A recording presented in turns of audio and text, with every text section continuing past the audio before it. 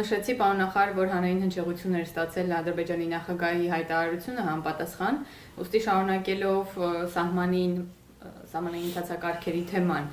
արդյոք պատկերացում կա, թե ադրբեջանցիների անցման պայմանները ինչպիսին են լինելու, նրանք հայ սահմանապահների հետ առնչվելու են։ Դե մի քանի արդեն հատվածներ ես ընթերցեցի, մեջ բերեցի այս փաստաթղթից, որտեղ ասվում է, որ որևէ ուրեմն սահմանային մաքսային որևէ այլ ինքնիշխան գործառույթ չի արտապատվիրակվելու ոչ միտեղ սահմանային եւ մաքսային մարմինների ներկայացուցիչները համապատասխան տեղերում մշտապես ներկայություն են ապավելու, բոլոր տեղերը հասանելիություն են ունենալու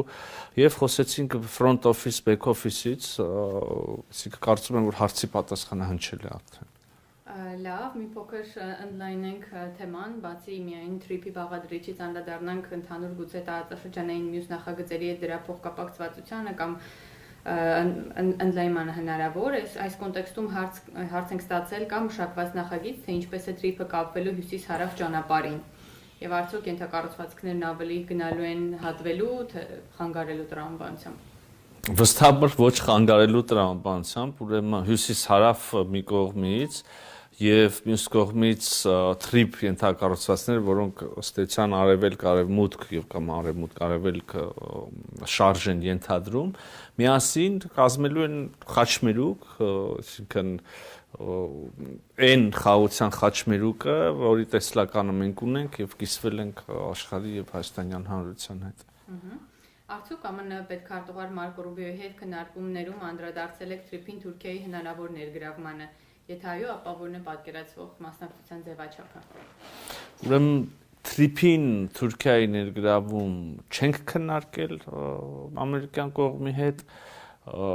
եւ թրիփը ինչպես կար, այնպես էլ այս պահին կա, որպես Հայաստան, Միացյալ Նահանգներ, ուրեմն համատեղ բիզնես գործունեություն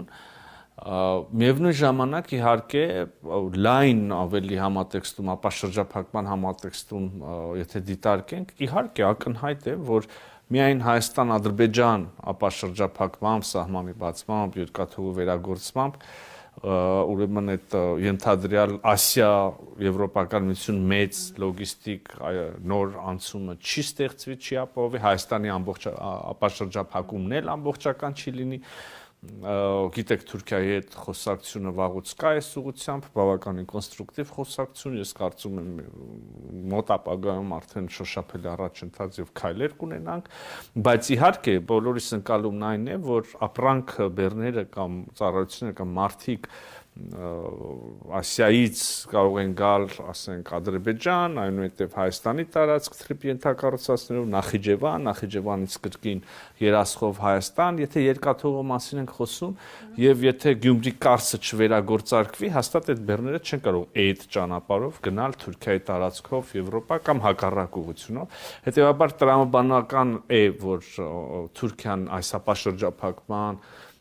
եւ տարածաշրջանի զարգացման մաս լինի,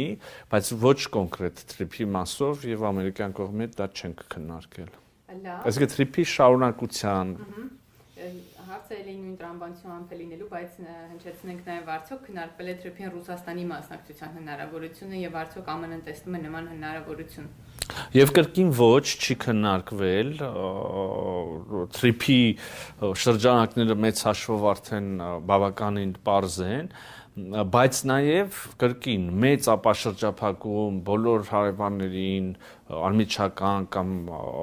մի փոքր հեռու գտնվող հարևաններին, տարածաշրջանի երկրներին ձեռնտու այդ մեծ շարժը չի կարող եւ մենք նպատակ չունենք որևէ կերպ դուրս թողել Ռուսաստանին։ Ակնհայտորեն Հայաստանի տարածքում